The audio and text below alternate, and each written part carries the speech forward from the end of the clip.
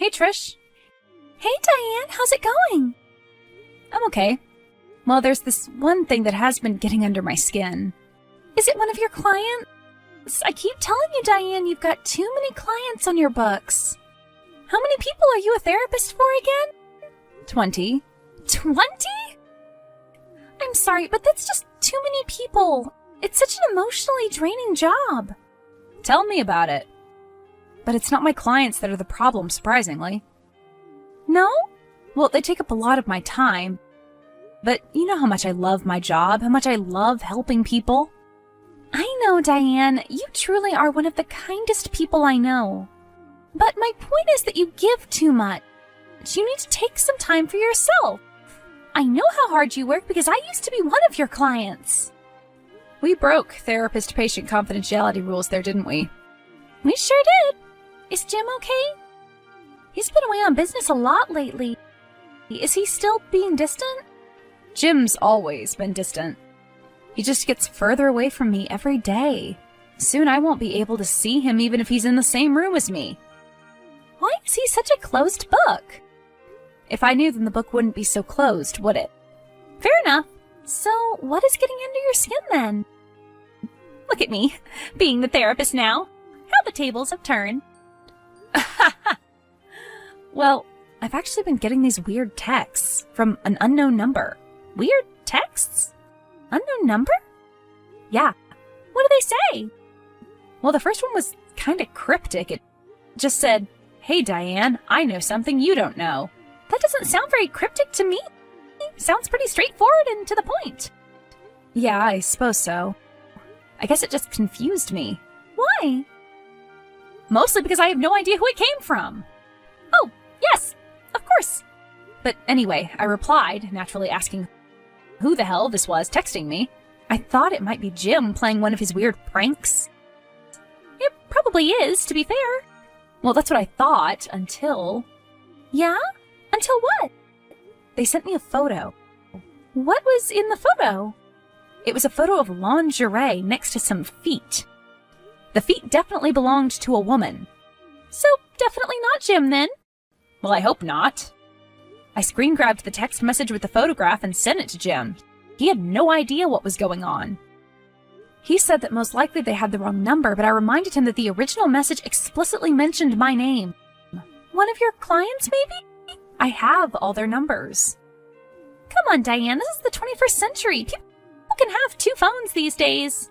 I know, but I don't think any of my clients would play around like this. Did you get any more messages after that? Yeah. And this is when things started turning really weird. I got a message saying, "I know what you did." That's so creepy. What did you do? I don't know. I asked the same question. But then they just texted me this name I hadn't heard in years. What name? Do you remember Josh Vandecourt? That client of yours that went missing? Yeah. I was recovering from my operation and couldn't see him, and then he disappeared. I thought you weren't seeing him anymore because he had said he had been violent towards his wife. Well, that was the real reason, but I used my operation as an excuse. I couldn't help Josh anymore, but I felt bad about it. So do you think Josh is the person that is texting you? From where? Hiding? It seems plausible. Maybe a little far-fetched, but plausible. I mean, maybe, but the cops were searching for him for months. They couldn't find a trace of him. Do you think maybe you should contact them? Who? The police? It was more than 5 years ago. I don't think they would look into it. But maybe they could find out who the number belongs to. I really don't think they would bat an eyelid. People receive strange messages from strange numbers all the time. Well, anyway, I've ignored whoever it is. I've blocked the number. You've blocked the number? Yeah, shouldn't I? Well, if it is Josh trying to reach out, after all these years, don't you think you should find out who it is? If it's actually him? But the texts seem kind of threatening, no? Yeah, but Josh was kinda threatening. And if it isn't him, then whoever it is must know something about him. I think you should unblock the number and find out some more. Like actually reach out to this psychopath? Yeah, text them and find out a bit more about them. If it is Josh, then it will become pretty obvious soon enough. Yeah, Josh was a character. Trust me, Diane, do it! If it turns out this person is just a random creep, then go ahead and block the number. But at least make sure it's not Josh and he's not in trouble first. I've always regretted the way I ended my sessions with Josh. I felt a bit responsible for... No, Diane, I know what you're gonna say, and don't. Okay, I'll unblock the number and see what I can find out. Good luck, and let me know how it goes. I will. Speak soon. Take care, Diane. Hello? Josh? Diane? Is that you? If it's you, Josh, you know you can talk to me. Everyone is worried about you. Josh Vandercourt is dead. Excuse me? Don't you read the news? But they never found him. Josh is missing. He may be alive. I know for a fact that Josh is dead, and I know who killed him. How do you know he's dead? Who are you? Why are you messaging me? Have I met you before? You've met me, but I doubt you'd remember who I am. You're so wrapped up in your own little world. You don't care about people, really. This therapy job is just a ruse. A lie to cover up the truth that you're a selfish person who doesn't care about the people you treat. All you want is money. You're driven by greed. You're wrong. I care very deeply for all my clients. I'm not driven by money or greed. Well, that's lucky for you, because after I'm finished with you, you'll either have no money or no job. It's up to you. What are you talking about? I know who killed Josh, and you do too. You're not making any sense. Diane, wake up. You killed Josh. I killed Josh? You're insane. Tell me who you are. I'm someone who never forgets someone's actions. I'm someone who likes to remind people that when they make a mistake, they must be held accountable. You have made a grave mistake, Diane. And what might that have been? I didn't kill Josh. I cared for Josh. As much as I possibly could, he was a deeply troubled young man. He was. But he was also kind and caring. He didn't deserve what happened to him.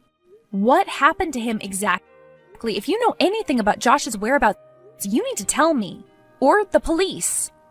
Josh texted me before he disappeared. He told me not to come looking for him. But I knew what he was really trying to say. He told me that no one cared about him anymore. It broke my heart. He was abandoned by one of the only people that he felt that he could talk to. And that was you, Diane. He was abandoned by you. It wasn't my fault. I sustained an injury. I couldn't see any of my clients. It was unfair, I know, but it couldn't be helped. I didn't know this would end up happening to Josh. Except you did. I've lost you again. You keep accusing me of things I haven't done. I don't even know who you are. What gives you the right to think you know anything about me? Because I do know things about you, Diane. I know more than you think. I know what Josh wrote to you hundreds of times before he disappeared. He begged you to see him. You knew how much he was suffering, and yet you did nothing. You abandoned your duty of care in his time of need.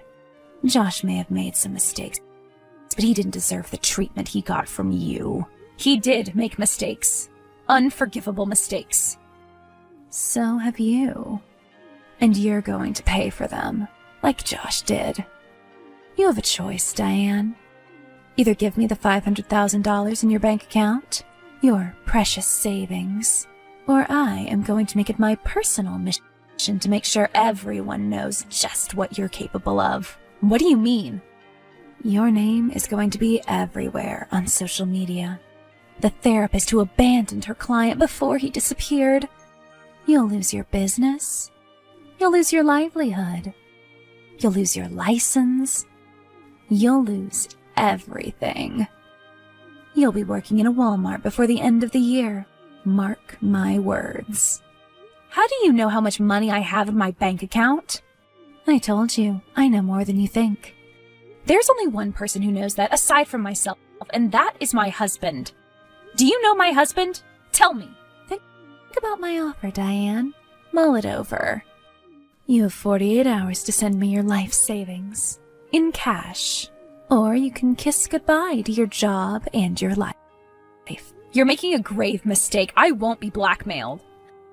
I'm going to find out who you are, and you will be arrested.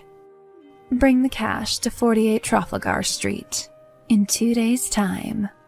Leave it next to the blue door, yellow building. You'll know the one when you see it. Don't be late. I'll be contacting a lawyer and the cops. Never contact me again. Good night.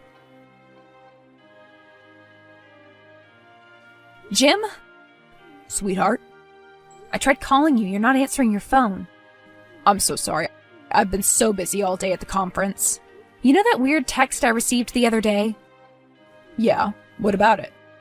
Whoever it is, they're trying to blackmail me. They think I had something to do with my old client, Josh Vandecourt's disappearance. What? That's crazy. You were so upset when Josh went missing. You didn't have anything to do with that. What did this person say exactly? That if I don't give them my life savings in cash, they're going to expose me. They said they can get my license revoked. How? I don't know, Jim, but they feel pretty sure of themselves. Don't freak out. I'm going to phone my buddy at the sheriff's department. They'll be able to find out who this prankster is pretty quickly. Thanks, Jim. No problem, sweetheart. Relax. I'll sort this out. The game is up. My husband has friends in the police department. I've given them your number. They're going to track you down. They're going to find you and stop you. No, they won't, Diane. How can you be so sure? Because I know your husband, and he isn't going to do that to me. You know my husband? How? Diane. Yes? I'm going to tell you a little story. It's about a girl. This girl was young and naive. She dreamed of meeting the perfect guy and marrying him. And guess what? The girl's dream came true. She met the perfect guy. The guy loved the girl with all his heart. The problem was, this guy also had a problem. He loved something more than the girl. He loved to drink every day, from dawn till dusk. And then he lost his job, and everything went downhill. You're talking about Josh, aren't you? When the guy got drunk, the guy got violent and hit his wife. Except the next day, when he woke up, he was so sorry, and he cried into his wife's arms. "Why am I like this?" he would say to the girl.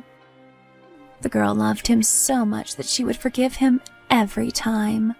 And then, one day, the guy hit his wife so hard that she had to go to the hospital. The girl promised herself this would be the last time.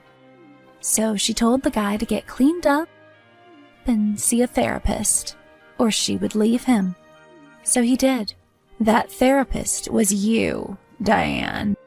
Josh was getting better, and then you abandoned him. Faced with the shame of everything, he left the girl. He disappeared. You're the girl, aren't you? I was the girl. I'm not anymore. I'm sorry this happened to you, but you have to believe me. I didn't want this to happen to Josh. It broke my heart when he disappeared. I wanted to help him. I really did. We can't go back in time. What's done is done. Of course we can't, but we can still change our futures. You don't have to continue down this road. I've done bad things too. Things I'm ashamed of. I'll own up to them if you will just own up to your mistake. You had a part in Josh's disappearance. You just don't want to admit it. Okay, I will own up. I have owned up. I'm sorry this happened to you. Good. Apology received. Now, I must apologize to you, Diane. For what? You know that picture I sent you? The one with all the lingerie? Yes? There was someone with me when that picture was taken. What are you talking about? You know who I'm talking about. No, I don't. You might want to talk to your husband about what he's been doing on his little business trips, Diane. No, he wouldn't. I have nothing to hide anymore. You can keep your precious money, your precious job. But just know that I have taken your husband as you have taken mine. I don't believe you. You're lying. Diane, Yes. I'm sorry. I mean that. Goodbye. The anonymous texter turned out to be none other than Josh's wife. It turns out my husband had a one-night stand with this woman whose name is Lauren while he was away on business. He says it was a drunken mistake, that he met her at a bar and she spiked his drink. I'm not sure who to believe. This whole ordeal has been unbelievable. I've taken Trisha's advice and taken some more time for myself to reflect. I don't know if I will leave Jim or not. My head tells me yes, but my heart tells me no. This was probably the same problem Lauren was facing when she had to deal with Josh's abuse. I really do hope Josh is alive somewhere and that he is okay. The world is a weird place. I'm just going to keep going, not think too much about the past, and try and help other people make their futures a more comforting place to be.